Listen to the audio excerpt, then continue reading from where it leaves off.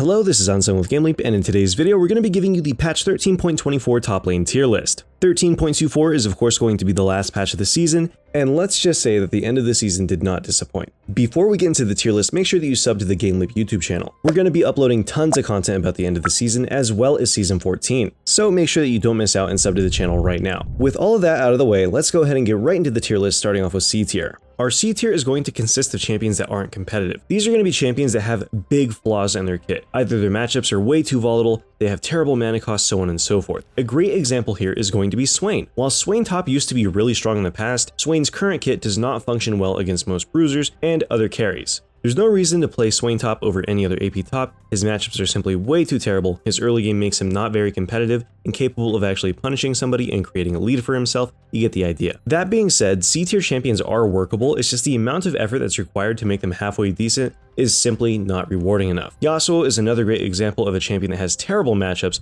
but a decent kit. Now next up, let's go ahead and cover the B tier. B tier top laners are going to be champions that Riot purposely keeps weak, or they're champions with a glaring flaw to their kit. A great example here would be Dr. Mundo. Mundo's scaling is really good, but his matchups are so sharp, it's hard to play this champion against most bruisers. We can play Mundo as a side lane bully, but that's all that he's good at. He's not really the greatest at team fighting, his split pushing is okay, but he doesn't really excel at anything. He's also really hard countered by grievous wounds, which makes it difficult for him to operate as a whole. Volibear is kind of on the other end of the spectrum. While Volibear has a more versatile kit, Volibear's numbers are so poor that he only does well in counter matchups. He's a great counter pick, but if we're blind picking Volley, we're not going to have a good time. All of the champions in B tier have a better solo lane kit specifically for top lane than the champions in C tier. One numbers buff or one item change can easily skyrocket these champions up to A or even S. Now that we have briefly covered our B tier, let's go ahead and talk about the A tier champions. This is where our list becomes more elo skewed and a tad more subjective. Something like Shen is a great pick for any aspiring top laner, but Shen can't really carry games by himself. He falls behind when compared to other bruisers. Shen's kit as a whole isn't bad, but the amount of agency that he has compared to the bruisers is so low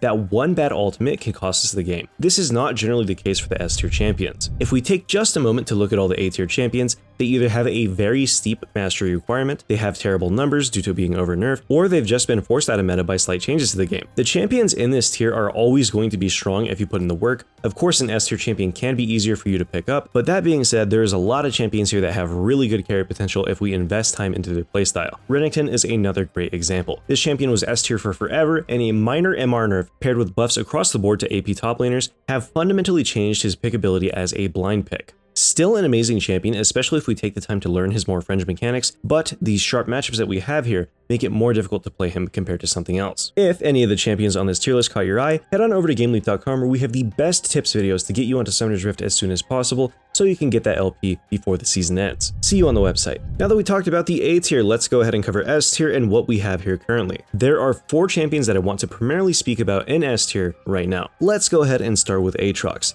This is another champion that has been a good blind pick for forever. He received a minor nerf that changed his passive from being physical damage to magic damage a while ago, but it really didn't do anything to nerf Aatrox out of lane. However, what has made Aatrox fall out of meta is the prevalence of Fiora, Camille, and now Riven. Aatrox has sat in broken tier for quite a long time, but the changes to the meta have single-handedly moved him out with minimal changes to his balance as a whole. If Fiora, Camille, and Riven weren't as good, this would easily be a broken tier champion, but the sheer amount of effort that we have to put into Aatrox compared to some of the easier picks in S+ tier make it hard to justify picking him. Cassante is our next hot topic here. If you guys have been watching these tier list videos for a while, you already know how I feel about this champion and low elo players playing him. It is not a great idea to invest a lot of time into Cassante because he's constantly receiving changes, and his steep learning curve makes him kind of perilous to get into. I think that Cassante's finally hit a mostly stable point. With the buffs they received this patch, they're quite minor, and it looks like Riot's not trying to push him any direction too far right now. This leaves Cassante as one of the only tanks in the entire game that has some form of agency. Ornn, for example, is really good at team fighting, and his lane phase is pretty solid. We can snowball our lane, but it's hard to create a meaningful lead because Ornn simply lacks the mobility to pressure an advantage as hard as Cassante does. If you want to play a tank without having to wait for a counter pick, then Cassante is going to be your best bet 100% of the time. Invest the time into him. This champion is really fun and he's super strong once you get the hang of it, but do beware that the champion does receive a lot of changes. Next up in S tier, we have Singed. This champion has been an absolute absolute menace since Riot bug fixed his interaction with Conqueror. Singed has a huge amount of damage, he's really hard to kill, he can scale nicely, and on top of that he can proxy and roam to completely negate a lane phase by himself. Don't let this champion's goofy and niche playstyle fool you. This is one of the highest win rate top laners on the patch. I would have him in broken tier if he wasn't so different from every other champ in the game. If you want to pick up a funny champion for a bunch of free LP in the end of the season, play Singed. I promise you, you will climb on this champ if you play him in some normals first. And last but not least in S tier, we have Riven. Riven is now at the very tippy top of S tier. I would have this champion in broken tier if she wasn't harder to play than both Fiora and Camille. Riven has always been one of the best fighters for carrying games. However, her higher than average skill floor and the necessity of fast Q make this champion kind of insurmountable at first. With the most recent buffs that Riven has got, if we make it to 3 items, there's basically not a single bruiser in the game that can deal with us in a respectable manner. Things like Camille and Fiora can match you, but they simply do not have the amount of damage mitigation that Riven does. Riven can cancel auto attacks with her third Q, her on-demand stun is very strong, and she has one of the best on-demand shields in the entire game. If you are an aspiring Riven player, there has never been a better time to pick her up. The damage buffs that she has received reduce the requirement of learning that fast Q. You can make do without it right now. Alrighty, now that we have covered all the S tier champions, let's go ahead and talk about broken tier. Number 1 in broken tier is going to be none other than Nasus. Nasus has been a sleeper pick for a while now, but the meta has finally opened up to a place where Nasus is really shining. Trinity Force is super strong, Hullbreaker is really good, Trundle's getting popular, Nasus is great into Singed, he's amazing as an anti-scaling champion. The sheer amount of gold that's been placed into tier 2 and tier 3 turrets have brought picks like Nasus and Trundle out of the graveyard and back onto Summoner's Rift. It is basically impossible to stop a mid-game Nasus snowball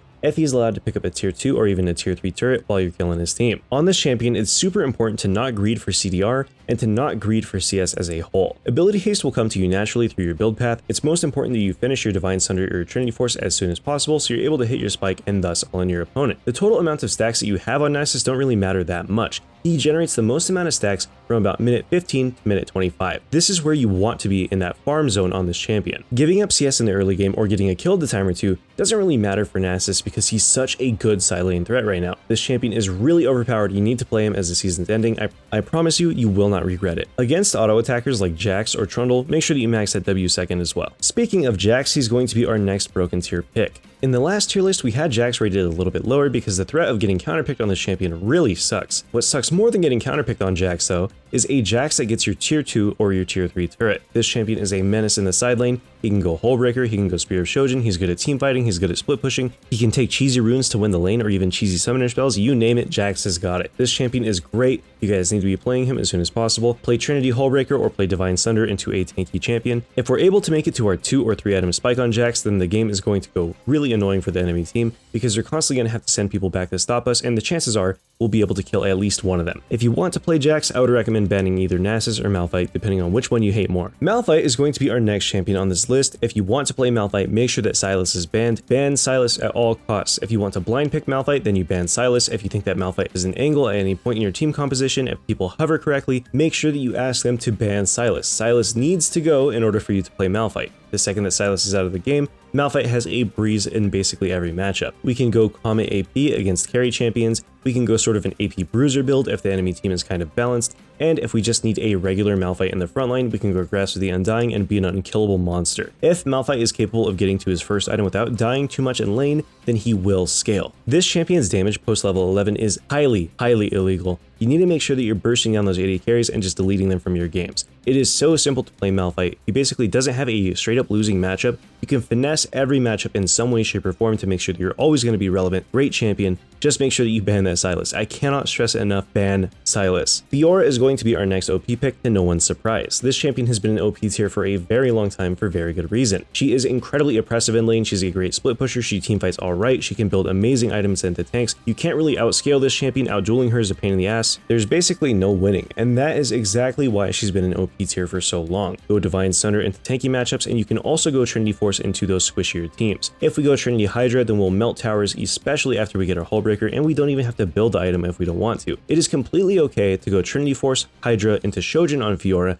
and just completely decimate your side lane without even needing a Hullbreaker. This champion is really gross. Make sure that you play her. I highly suspect that she will get rebalanced in Season 14. Now we're on to our final 2 contenders for OP tier. The number 2 strongest champion in OP tier is going to be Garen. This champion is really brain dead. We can go Conquer into the tankier matchups, and we can go Phase Rush into the matchups that are going to be a little bit more difficult. What makes Garen so obscene is his massive damage. This champion will 100 to 0 basically every champion in the game if they're 80% health at level 6. All it takes is a Q into E combo with an ignite and an R thrown in to decimate somebody from Summoner's Rift. There's really nothing else to it. Garen is too tanky for the amount of damage that he outputs, his builds are way too versatile, and the amount of scaling that he gets is immense. It is nigh unstoppable once we hit 2 items on this champ. If you want free LP in the easiest way possible, then Garen is your man. Our number 1 most OP champion of the patch is going to be Camille. Camille has great matchups into basically every single top laner here, and even if we do have a bad matchup, then we hit 2 items and suddenly that matchup ain't so bad anymore. She's a great duelist, amazing team fighter. She's better at team fighting than Fiora is, worse at split pushing, but these are weaknesses that are acceptable. Camille's lane phase is really strong if we take the bone plating shield bash page, so she doesn't really have a real weakness. If they draft a ranged top laner into us, then we can easily set up ganks using our ER for the jungler. If we don't have a strong showing in their lane phase, we could still buy time for our team